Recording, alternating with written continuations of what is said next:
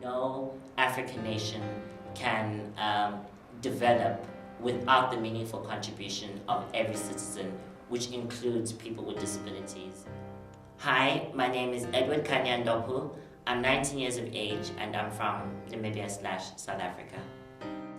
I was born and raised in Windhoek, Namibia, and I was raised by a single parent. My mother at the time was in exile. At the age of 2, I was diagnosed with spinal muscular atrophy, which essentially is a motor neuron disease that affects the voluntary muscles and results in progressive weakness. My doctors predicted that I would not survive beyond the age of 5. At the age of 7, my mom decided to enroll me into a mainstream school. And for me, this was a paradigm shift because it reaffirmed the fact that I was equal in every sense of the word to my able-bodied counterparts. And it was an uphill battle trying to get into school because schools were not willing to meet my needs at that stage. At the age of 10, my mother and my brother and I, we decided to relocate back to South Africa. And it still continued to be a problem finding the right school which would accommodate my needs. Again, we persisted and we found a school. Though I was the only student using a wheelchair in my class, it didn't hamper my ability to participate meaningfully and answer questions and interact with all the other kids. And they would push me on the playground and fight over who gets to push me when. And UNESCO estimates currently that 90% of children living with disabilities in the developing world do not attend school. And growing up, I realized that while I may find myself in a classroom as the only student living with a disability, I knew that there are other people, other young students who look like me, who do not have this opportunity.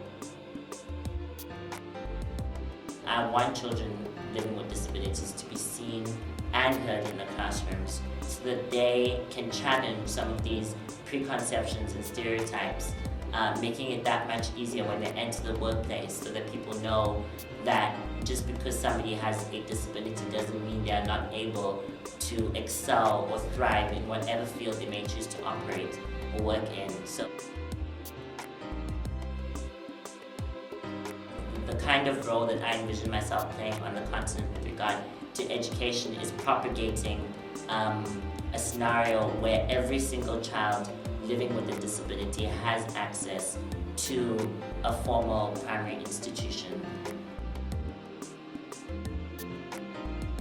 This means that young people, children living with disabilities, will no longer find themselves hidden away from society or being left at home while their siblings go off to school. It means that they too will have an opportunity to go to a school 5 minutes away from where they live and be in a classroom and interact with their able-bodied counterparts and have an opportunity to shape an understanding of who they are that is not rooted in negativity or is not rooted in their disabilities but rather their capabilities. The future of education on the African continent is one where institutions make diversity imperative to their systems. The Global Strategy on Inclusive Education, or GSIE, is my brainchild. It is a social movement for the educational rights of children living with disability, and it aims to aid policymakers in the education sector with opening up educational opportunities for children living with disabilities to attain a universal primary education. GSIE is not about disability, it's about inclusion, it's about dignity, it's about human rights, it's about justice.